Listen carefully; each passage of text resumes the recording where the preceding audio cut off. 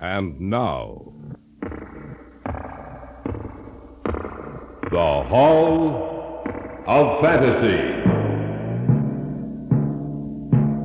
Welcome to the Hall of Fantasy. Welcome to the series of radio dramas dedicated to the supernatural, the unusual, and the unknown. Come with me, my friends. We shall descend to the world of the unknown and forbidden, down to the depths where the veil of time is lifted, and the supernatural reigns as king. Come with me and listen to the tale of the Sea Phantom.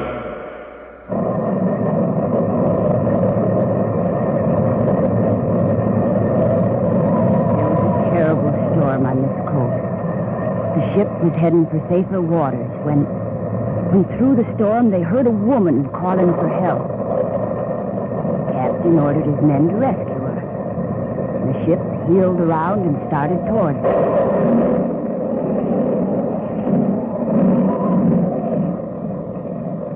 As they were getting close to her, suddenly the ship hit a submerged rock that tore open her hull. No one had a chance. For in a matter of minutes, the ship and all hands were lost.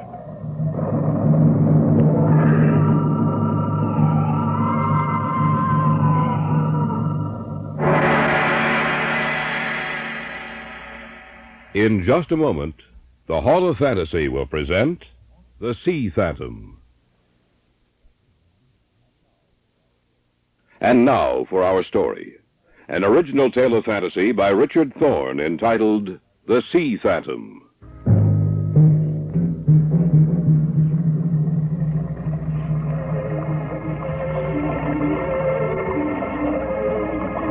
The house stands on one of two points of land that stretch out into the ocean, forming a small bay of the water and the shore between them. The tides rise and fall. The waves roll in inexorably. Sometimes the wind shrieks and howls in anger. On a calm day when the ocean is at peace with man and the soft sea breezes blowing off the water, there's no more beautiful spot in all the world. But when the sea is angry and the winds whip it into a raging fury and the sky is filled with black swirling clouds, then you would believe that you were in another world. And you would also believe the stories they tell.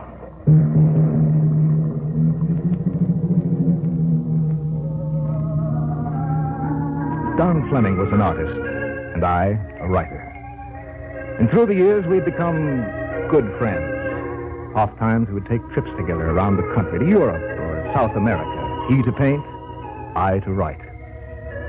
And when we had finished with the day's work, well, we managed to have some pretty good times together. How we came to rent that house in Maine on the rocky coast of the Atlantic, I still don't know.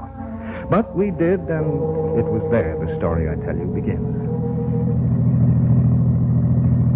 Awful nice of you to come out here with us, Mr. Loman. Well, I was coming out anyway. Got to see old Mrs. Green about some business, so I figured I might as well drive out with you fellas. Make sure you get settled nice and comfortable like. Well, we appreciate it, Mr. Loman. Oh, tain't nothing at all. You're that writer fella, huh? That Larry Reardon? Oh, that's right. Read one of your stories in a magazine just the other day. Pretty good. Thanks. And what about you, young fella? What do you do? I'm an artist. Painter, eh? Yes, he is. And a very good one. Only thing I know about painting concerns houses and barns and boats. That's the only painting I ever done. You're probably a lot better off. I expect so. Well, here's the house. Better pull up. It's a beautiful house. Always come out here when I rent it to folks.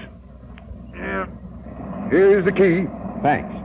And I want to thank you for driving me out here. I'll go on down to Mrs. Green's now.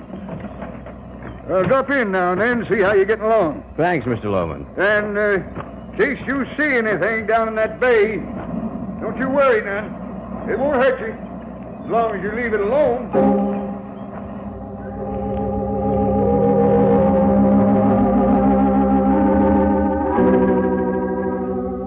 Both Don and I thought he was joking when he said that. He disappeared down the road, and we moved everything into the house. Ah, it was a beautiful old place, spacious and bright, standing like a lonely sentinel on the point overlooking the ocean. And in the days that followed, we were too busy to think about his words. Both Don and I seemed to be, well, inspired, if you'll allow me to use that. And his painting was almost half finished, while my story was well along the way. Not until a week after we arrived did we realize what was happening.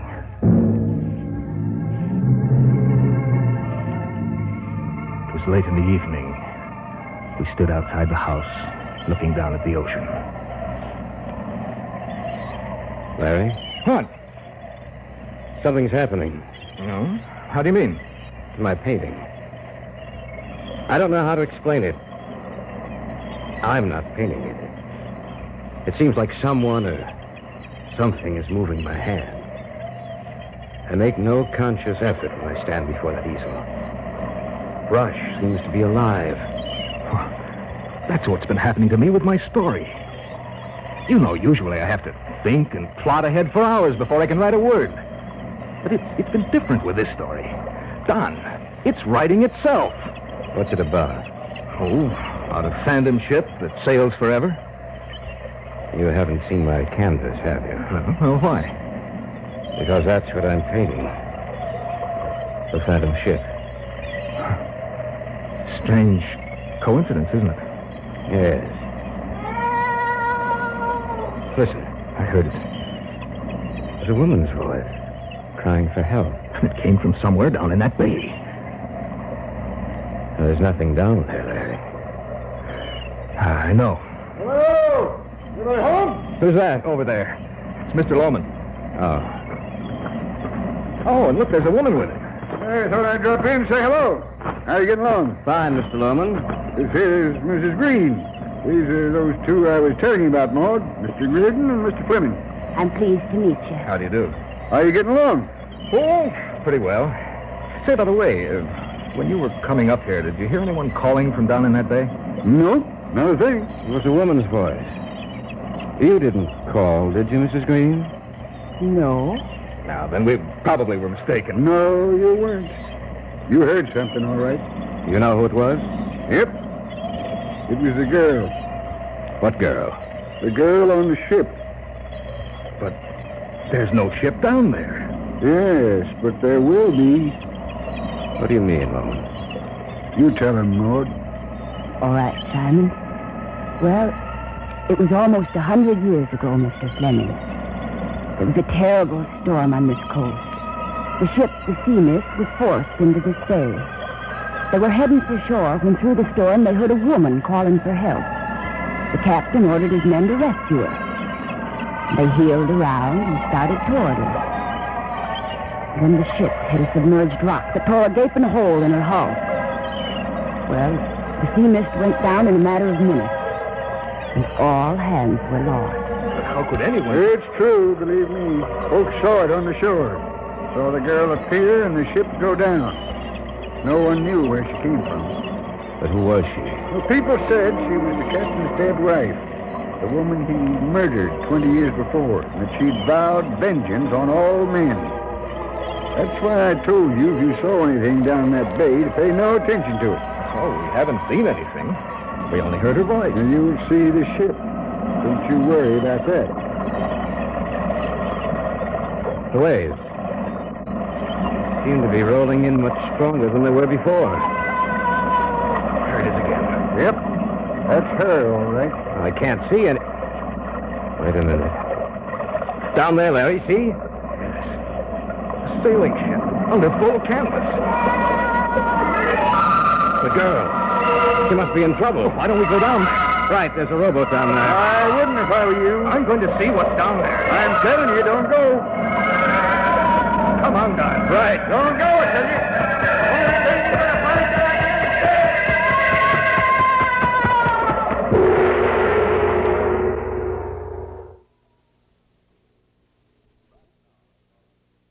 Back now to our story. An original tale of fantasy by Richard Thorne entitled The Sea Phantom.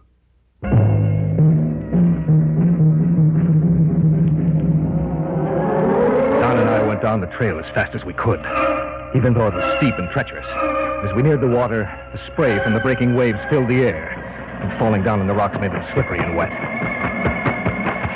Those waves look pretty strong. Yeah, but nothing to worry about, though. All right. You ready with the oars? Right. Now shove us off, then. Okay. The ship's still there? Yeah. Can you see anyone? No. Well, shouldn't take us too long to get out to it. Then we'll see if anyone's aboard.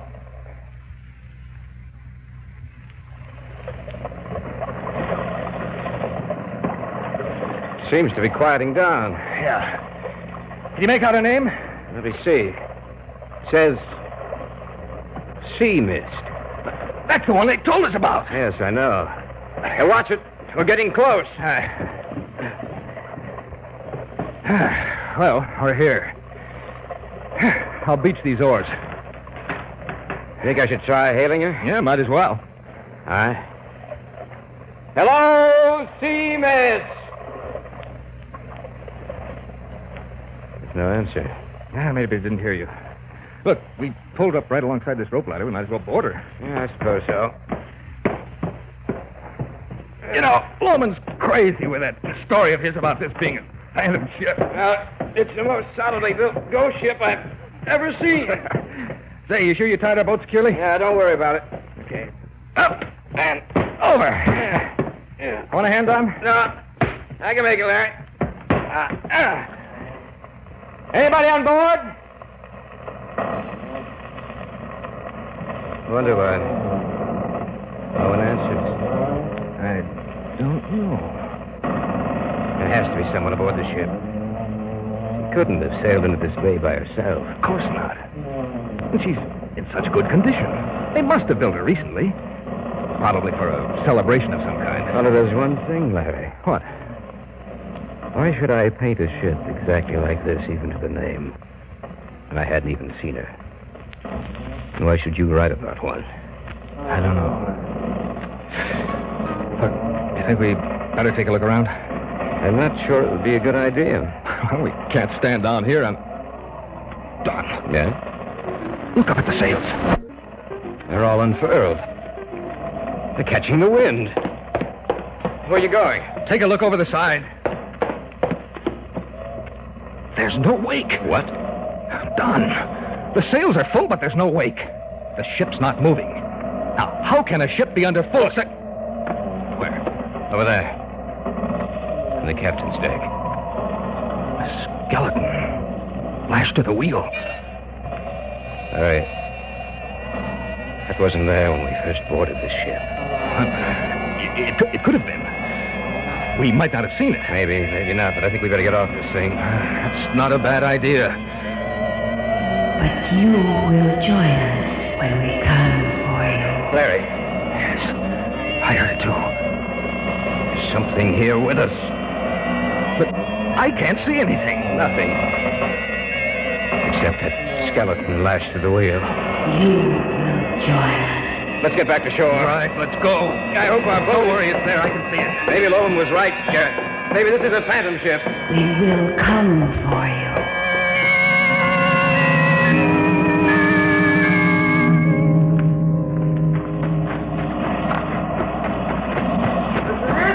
We're coming, Olson. Yeah, we were worried about you. We thought maybe you wouldn't come back. What happened out there? Yeah. What happened? We boarded her. And? What happened? Well,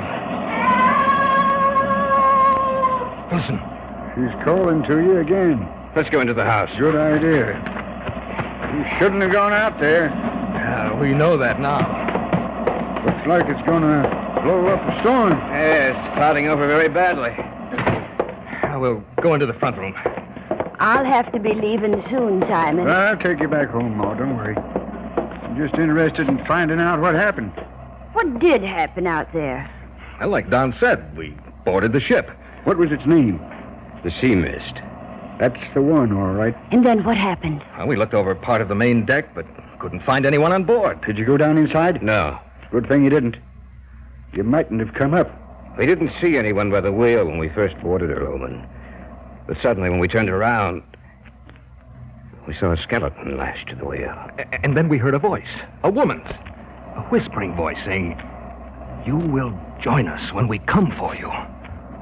Do you know what that means? No. I'll tell you then. Like I said, you shouldn't have gone out there. If you hadn't, nothing would have happened. Well, nothing actually has happened yet. Just that we went out there, and while we were on board, we heard a voice. That's just the beginning. What do you mean? What do you think she calls out for help for? She don't need help. She wants to get you out there, out to that ship. She's got her eyes set on one of you, or maybe both. Why do you say that? Because that's what I've heard. Now, mind you, I never saw it myself, and Maud hasn't either. But they say she's always looking for men for her crew, that she or the mate of the Sea Phantom will come to get you if ever you set foot on the ghost ship. Loman, you can't mean what you're saying. Oh, yes, I can. Like I said, I never saw it myself. But I've heard folks tell about it. And I've known men to disappear and never show up again. Remember what she said. You will join us when we come for you. When we come for you.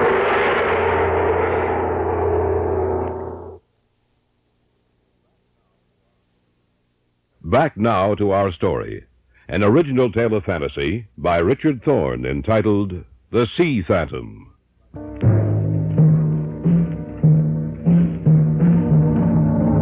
Outside, the weather was getting worse. The sound of the waves washing up against the rocky shore became louder.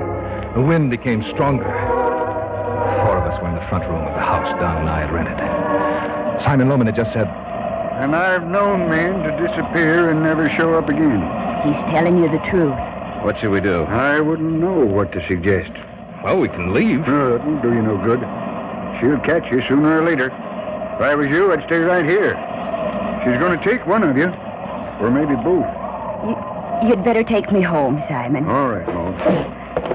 I'm pleased to have met you, both of you. Same here, Mrs. Green. Let's go, Simon. Yeah. As soon as I take her home, I'll come back. Maybe I can help you some way. Now, be careful. What are we going to do, Larry? Listen, Don, maybe he's only trying to scare us. To play a trick on the smart city slickers.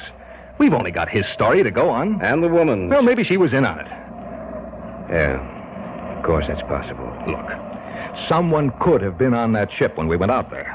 And they could have waited until we weren't looking, then gone out and lashed that thing to the wheel, and then they could have hidden and called out the words we heard. Why should they go to so much trouble to do anything like that? Sort of practical joke. It doesn't sound reasonable. I know, but it's possible. Yes, it's possible. And I think that's just what they have done. There is going to be a storm tonight.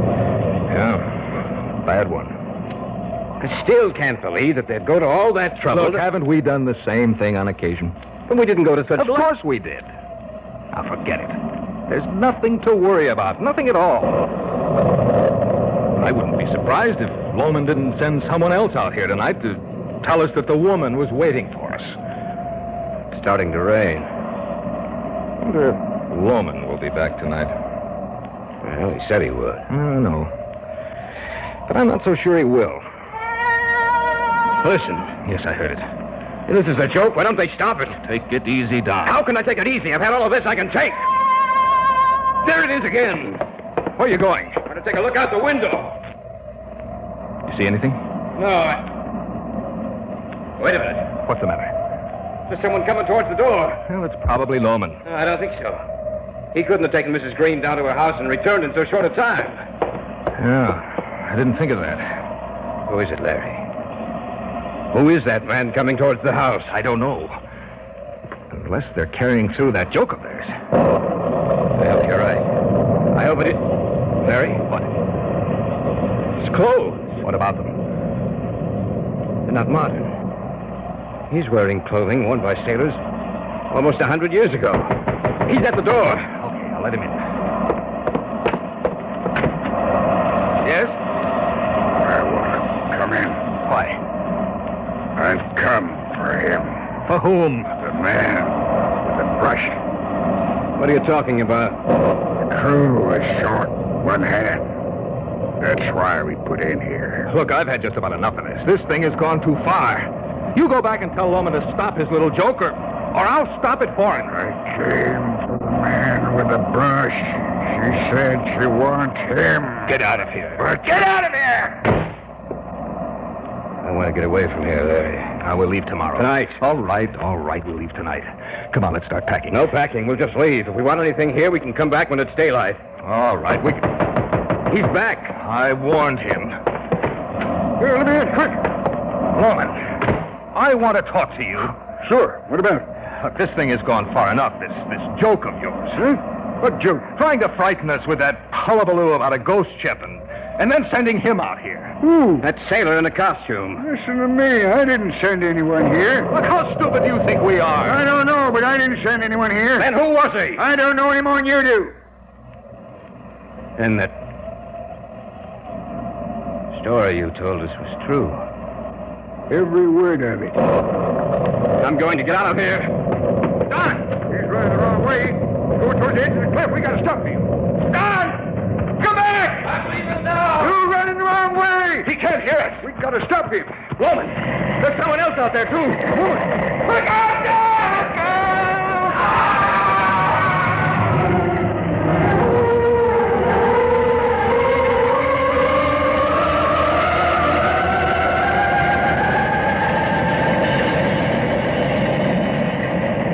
It won't do you no good to look anymore.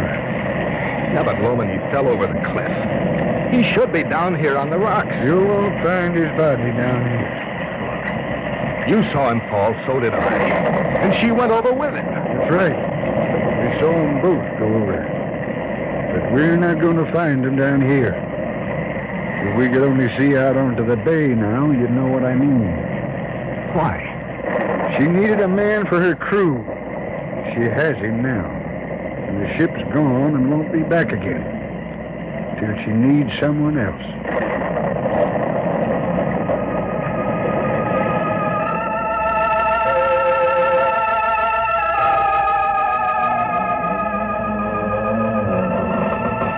Welcome to the sea.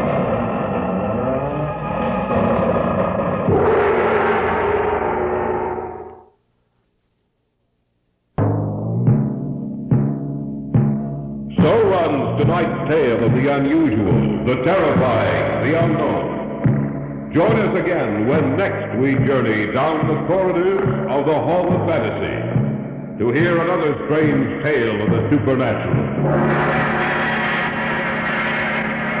All characters and events portrayed in these programs are fictional, and any similarity to actual events or persons, living or dead, is purely coincidental.